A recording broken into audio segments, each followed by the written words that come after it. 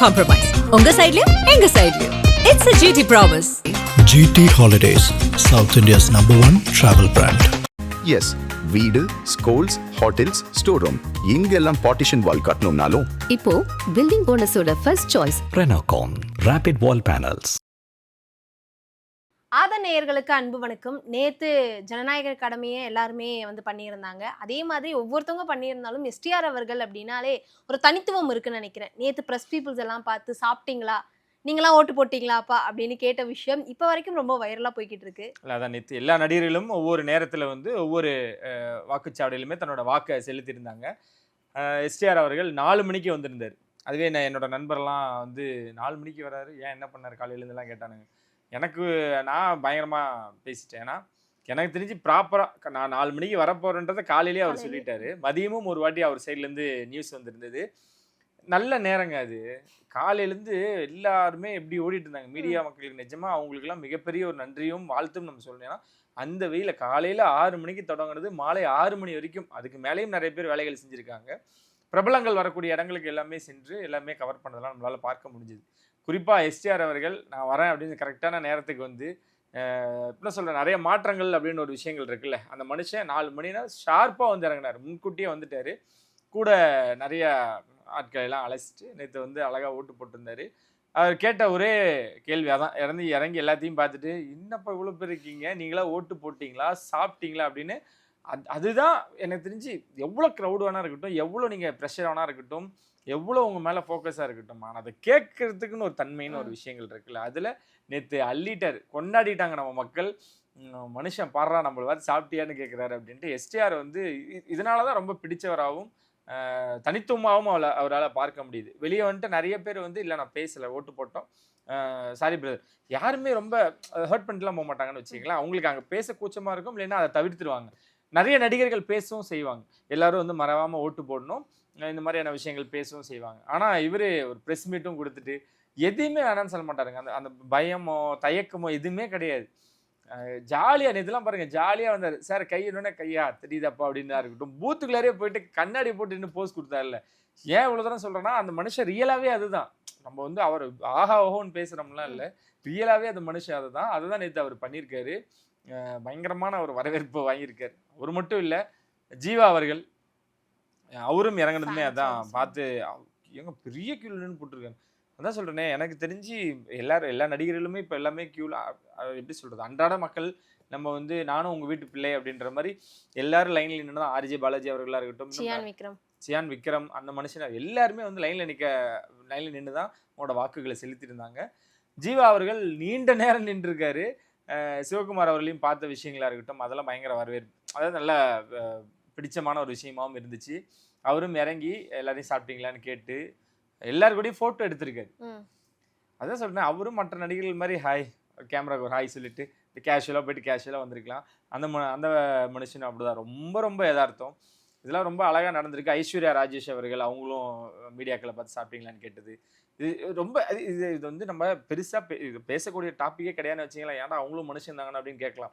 But star அப்படின்னு ஒரு விஷயங்கள் வரும் பொழுது அவங்க அவங்களோட பங்கை மட்டும் செஞ்சுட்டு போயிருந்துருக்கலாம். இல்லை காலையிலேருந்து நம்மளோட சுற்றுறாங்கப்பா, நம்ம எங்கே ஒரு வடபழனியில் ஒன்று இருக்குது, ஈசிஆரில் ஒன்று இருக்குது, டி நகரில் ஒன்று இருக்குது, எல்லாரும் அவங்கவுங்க வீடுகள் பக்கத்தில் இருக்கக்கூடிய வாக்குச்சாவடிக்காரனே நம்ம மக்கள் எல்லா இடத்துலையும் நின்றாங்களா. அதுவே பெரிய விஷயம்தான்.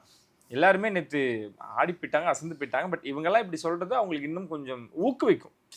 நம்மளை பார்த்து கேட்குறா, இவரெல்லாம் நம்மளை பார்த்து எஸ்டிஆர் நம்மளை பார்த்து கேட்டாரா அப்படின்னு அவங்களை ஊக்குவிக்கக்கூடிய ஒரு விஷயமா தான் நம்மளால பார்க்க முடியும். எஸ்டிஆர் அவர்கள் பேசிக்கிட்டே இருக்கும்போது இந்த மாற்றம் வேணுமான ஒரு விஷயத்தை பற்றி கேட்கும்போது அவர் ஒரே ஒரு வார்த்தை சொல்லுவார், நானே இப்போதான் ஒழுங்காக படம்லாம் நடிக்கலான் இருக்கேன், என்னை ஏதாவது கேஸில் மாட்டி வர்றதுக்குன்னு இந்த மாதிரி கேள்வி வருமானு சிரிச்சுக்கிட்டே கேட்பாரு. அப்போ அவருமே ஏதோ ஒரு கஷ்டத்துல இருந்து இப்போ வெளியே உண்மையாக படம் பண்ணணுன்றதுனால உண்மையாக படம் பண்ணணும். நானே நிறைய படம் பார்த்தேன். அதான் சொல்கிறேனே, எல்லாருக்கும் ரசிகர்கள் உண்டு. சூப்பர் ஸ்டார்லேருந்து உலகநாயகன்லேருந்து தளபதியிலேருந்து எல்லாருக்குமே உண்டு. எஸ்டிஆரோட ஃபேன்ஸ் மிகைப்படுத்தி நான் சொல்லலை, அவரை தாண்டி யாரும் போக மாட்டாங்க. அது இப்போ இல்லை, மன்மதன் வல்லவன்லாம் ஹார்ட்கோர் ஃபேன்ஸாக இருந்தாங்க, அப்படியே ஃபெவிக்விக் மாதிரி அவங்களாம். அதனால அவங்க எப்போவுமே அந்த கூட்டம் இருந்துக்கிட்டே தான் இருக்கும். இந்த மனுஷன் வெயிட்டு போட்டா என்ன, வெயிட்டு போடலினா என்ன, படம் ஹிட் ஆனா என்ன, ஹிட் ஆகலைன்னா என்ன. ஆனால் அவங்களுக்காக ஒருத்தன் இறங்கி ஒரு விஷயம் பண்ணுறாருல. ஏன்னா இவர் நினச்சிருந்தா அந்த உடம்போட அப்படியே இருந்திருக்கலாம். ஏதோ ஒன்று எதிர்பார்க்குறாங்கடா, என்னை விட்டு போக மாட்டுறாங்கடா அப்படின்னு இந்த ஒரு மனுஷன் இறங்கி ஒன்று பண்ணுறாருல்ல. ஸோ அந்த ஒரு விஷயம் தான். படங்கள் சரியா டைமுக்கு வேலைகள் எல்லாமே பிரச்சனைகளாக வந்துட்டு இருந்தது. அதில் சொல்கிறார், இப்போ தாண்டா நான் எல்லா கேஸ்லேருந்து வெளியே வந்திருக்கேன், அதுக்கு மறுபடியும் புதுசாக அப்படி ஒரு கேஷுவலான ஒரு பேச்சாக தான் அதை நம்ம எடுத்துக்கணும். மற்றபடி நேற்று வந்துட்டு போனால ரொம்ப எனர்ஜி, ரொம்ப ஒரு ஆறா இருக்குங்க. அங்கே எப்படி ஒரு சூப்பர் ஸ்டார் ஒரு தளபதியில் வந்துட்டு போனால் ஒரு ஆறா இருக்கும், அந்த மாதிரி ஒரு ஆறா எல்லாருக்கும் அந்த இடத்துல இருந்துச்சு. இந்த மனுஷன் இப்பதான் சொல்றேன், நீங்க என்ன கேட்டாலும் நேற்று சொல்லியிருப்பார். ஏன்னா உங்களுக்கு எப்படி நேற்று கல்யாணம் அப்படின்னு கேட்டா அதுக்கு பதில் சொல்லியிருப்பார். எல்லாத்துக்கும் பதில் சொல்லக்கூடியவர் தான். ஏற்கனவே கருப்பு படத்தை பத்தி நிறைய விஷயங்கள் பேசியிருந்தோம். இன்னைக்கு ஆர்ஜே பாலாஜி அவர்களும் மதுரை மக்கள் ரெடியான்ற மாதிரி போட்டிருக்காரு. என்ன எதிர்பார்க்கலாம் மதுரையில? அந்த கமெண்ட்ரி தான் எனக்கு ஞாபகம் இருக்கு. ஏன்னா நேற்று கடைசியா வின் பண்ண வாட்டி பேசுனது மாட்டினா மட்டன் தாங்க அவர்கிட்ட. அதனால ஆர்ஜே பாலாஜி ரொம்ப நம்பிக்கையோட இருக்கார் கருப்பு மேல அப்படின்றதான் நிறைய இடங்கள் இன்டர்வியூலுமே அவர் சொல்லிட்டு இருக்குது. நம்மளோட ஆட்கள் நிறைய பேரும் பார்த்துட்டு, ஏன்னா கரையை பார்த்து பயங்கரமா புகழ்ந்தாங்க. கருப்புக்கு உண்டான எக்ஸ்பெக்டேஷன் நம்ம கேட்டோம். கருப்பு படம் ஆக்சுவலா யாருமே பார்க்கல, ஆனா கருப்பு படத்துக்கு உண்டான எக்ஸ்பெக்டேஷனே பயங்கரமா இருக்கு. அந்த மனுஷன் அதான் சொல்றேனே, சும்மாலாம் பேச மாட்டார் பாலாஜி. நான் இப்படி ஒரு ஆர்ஜேவா இருந்து ஒரு ஆர்டிஸ்டா ஆகி அதுக்கப்புறம் இயக்குனராக மாறினாரோ, இப்போ வந்து ரொம்ப தேடப்படக்கூடிய ஒரு இயக்குனராகவும் இருந்துகிட்டு இருக்காரு. அது இந்த படத்துக்கு அப்புறம் இன்னும் பெரிய பெரிய ப்ராஜெக்ட்ஸ் அவருக்கு வரும், அதுல மாற்று கருத்தே இல்லை. ஏன்னா அப்பேற்பட்ட கண்டென்ட்டை கையில வச்சிருக்காரு. கில்லி படம் மாதிரியோ, ரஜினி சார் படம் மாதிரியோ ஒரு என்டர்டைன்மெண்ட் பயங்கரமா குவிச்சு வச்சிருக்கேன் அப்படின்னு ஒரு மனுஷன் சாலிடா அடிச்சு சொல்லும் பொழுது ஏதோ ஒன்று வெயிட்டா உள்ள படத்துல இருக்கு அப்படின்னா கருப்பு மாற்றமேல வருது. அதோட ஆடியோ லான்ச்சு தான் சென்னையில் எதிர்பார்த்தாங்க. நம்ம வந்து சாய்ராம் நிறைய இடங்கள்ல பார்த்தாங்க. சூர்யாவுக்கும், அதாவது சூர்யா சாருக்கும் கார்த்திக் அவர்களுக்கும் மதுரையில ஒரு மாதிரி ஒரு கனெக்ட் இருக்கு. அது கோயம்புத்தூர்ல தாங்க மிகப்பெரிய கனெக்ட், அவங்க ரெண்டு பேருக்கும் அங்கதான். ஆனா மதுரையில அந்த முத்தையா ஹால் நினைக்கிறேன், அங்க ஒரு விருமன் ஃபங்க்ஷன்லாம் அங்கதான் நடந்துச்சு.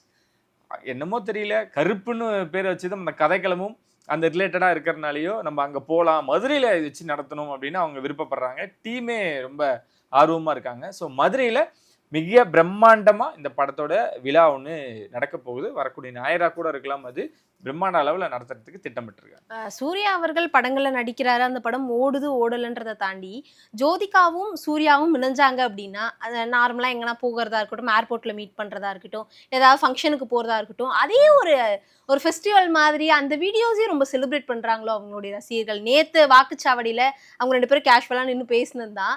ஸ்க்ரால் பண்ண அவ்வளோ வீடியோஸ் வருது. எங்க இருந்துடா இந்த பாட்டுக்கு இதெல்லாம் நல்லா இருக்குன்ற மாதிரி கிளிப் பண்ணி போட்டிருந்தாங்க. அவங்களுக்கு மட்டும் இல்லை, இன்னைக்கு வந்து திருமண நாள் அஜித் ஷாலினி அவர்களுக்கும். ரெண்டு பேருமே இண்டஸ்ட்ரியில வந்து எல்லாருமே நோட் பண்ணி சொல்லுவாங்களே ரோல் மாடல் அப்படின்னா இந்த ரெண்டு பேரும் தான் சொல்லலாம். நிறைய பேர் இருக்காங்க, முன் வரிசையில் இவங்க ரெண்டு பேரும் தான் இருந்துகிட்டு இருக்காங்க.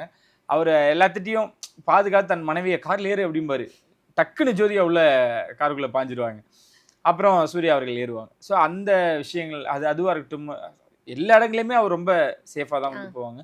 நேற்றுலாம் கூட வந்ததாக இருக்கட்டும், அவங்களுக்குள்ள பேசின விஷயங்கள் ரெண்டு பேரும் சேர்ந்து நல்லா இருக்குல்ல, பார்க்க அழகாக இருக்குல்ல, சந்தோஷமாக இருக்குல்ல. இன்னொரு வருத்தம் என்னன்னா, நேற்று ஏகே அவர்களும் ஷாலினி ஈவினிங்காக தான், ஏன்னா தெரியும் அவர் போனார்னா இப்படி, அது இப்போ எப்படி வரவேற்பு இருக்குது தெரிஞ்சே தான் அந்த மனுஷன் நான் போகிறேன், அதுக்கப்புறம் ஈவினிங்காக நீ வந்து ஃப்ரீயான வாட்டி போய் போட்டுக்குங்க அப்படின்னு சொல்லியிருக்காரு. ரெண்டு பேருமே கொண்டாடப்பட வேண்டிய பேர் தான். சூர்யா ஜோதியா அவர்கள் கருப்பு படத்துலையுமே அந்த ஆடியோ லான்ச்சில் அவங்களும் வரதா பேசப்பட்டு இருக்கு. கார்த்திக் அவர்களும் கலந்துக்கு போகிறதா சொல்கிறாங்க. இந்த விழாலையும் இன்னும் உங்களுக்கு நிறைய கண்டென்ட் இருக்கு. அதான் சொன்னேன், நீங்க பாத்தீங்களா அந்த விஷுவல்ஸ் எல்லாம் கம்மி, இவங்க ரெண்டு பேரும் எங்க இருந்தாலுமே அந்த விஷுவல். வெங்கட் பிரபுவும் பிஆரும் ஒரு ப்ராஜெக்ட் பண்ண போகிறதா விஷயங்கள் கேள்விப்படுறோம். எந்த அளவுக்கு உண்மை? வெங்கட் பிரபுவும் எஸ்கேவும் தானே பண்றதா இருந்தது, அது என்ன ஆச்சு? பிஆர்னு எல்லாருமே என்னடா வெங்கட் பிரபு பிஆர் டீம் வச்சிருக்காரா அப்படின்ற மாதிரி ஆயிரும். பிரதீப் ரங்கநாதன் அவர்கள் நல்லா போயிட்டு இருந்தாரா என்னோட ட்ராக் அப்படின்ற விஷயமா தான் எல்லைக்கு கலவையான ஒரு விமர்சனம். வசூல் வந்து ரொம்பவும் பாதிச்சிருச்சா அப்படின்னு கேட்டிங்கன்னா ப்ரொடியூசர் தான் சொல்லணும். எப்படி நீங்கள் உடனே நம்மகிட்ட எதிர்பார்க்கக்கூட ஒரு நம்பரை நம்மளும் நம்ம அப்படி தான் கேட்டோம். முன்கூட்டியாக இருக்கட்டும், சீனிட்டியாக இருக்கட்டும், தேட்டர் ஓனட்டியாக இருக்கட்டும், என்ன கலெக்ஷன் அப்படின்னா ஒவ்வொரு நம்பராக சொல்கிறாங்க. சரி, அதுக்குள்ளே நம்ம போக வேணாம். பிரதீப் ரங்கநாதன் அடுத்து என்ன பண்ணுறாரு அப்படின்னா, இப்போ இன்னும் தீவிரமான ஒரு படத்தில் நடிச்சுக்கிட்டு இருக்காரு. அதுக்கப்புறம் விபி ப்ராஜெக்டில் அவர் வெங்கட் பிரபுவோட இணையறாரு அப்படின்றப்போ கிட்டத்தட்ட அது சாத்தியமாக போகுது. ஏன்னா எஸ்கேக்காக உருவாக்கின ஒரு கதைக்களத்தில் பிஆர் பண்ண போகிறாரு அப்படின்னு ஒரு விஷயம்தான். அது விபி எஸ்கேக்காக பண்ணதா இல்லை பிரதீப் ரங்கநாதுக்காக ஒரு கதையை உருவாக்க போறாருன்றதா மிகப்பெரிய கேள்வி. இது யாரோட சைட்லேருந்து அஃபிஷியலாக வரல, பட் ஏஜிஎஸ்க்கு ஒரு ப்ராஜெக்ட் பண்ணி கொடுக்கும். எங்கேயோ ஒரு இடத்துல எஸ்கேவும் விபியும் இணையிறது கொஞ்சம் தள்ளி போயிட்டே இருக்குது. அந்த கதைக்களத்தை இங்கே பயன்படுத்திக்கலாமா? ஏன்னா ஏஜிஎஸும் பிரதீப்பும் கிட்டத்தட்ட ஒரே ஃபேமிலி மாதிரி.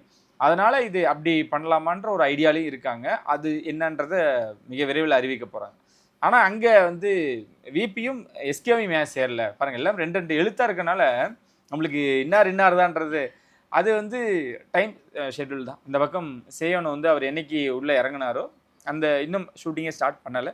அதுக்கப்புறம் இன்னும் நிறைய இயக்குநர்கள் லைனப்பில் வச்சிருக்காரு எஸ்கே அவர்கள். ஸோ அதனால தான் அது கொஞ்சம் தள்ளி போகுது. மற்றபடி முரண்லாம் இல்லை, கதை பிடிக்காமலாம் இல்லை, ரொம்ப பிடிச்சிருக்கு. இன்கேஸ் அவங்க இணைஞ்சாங்கன்னா அதுதான் கதைக்களமாக இருக்க போதுன்னு மாற்று கருத்தே இல்லை. பார்ப்போம் என்ன நடக்குது.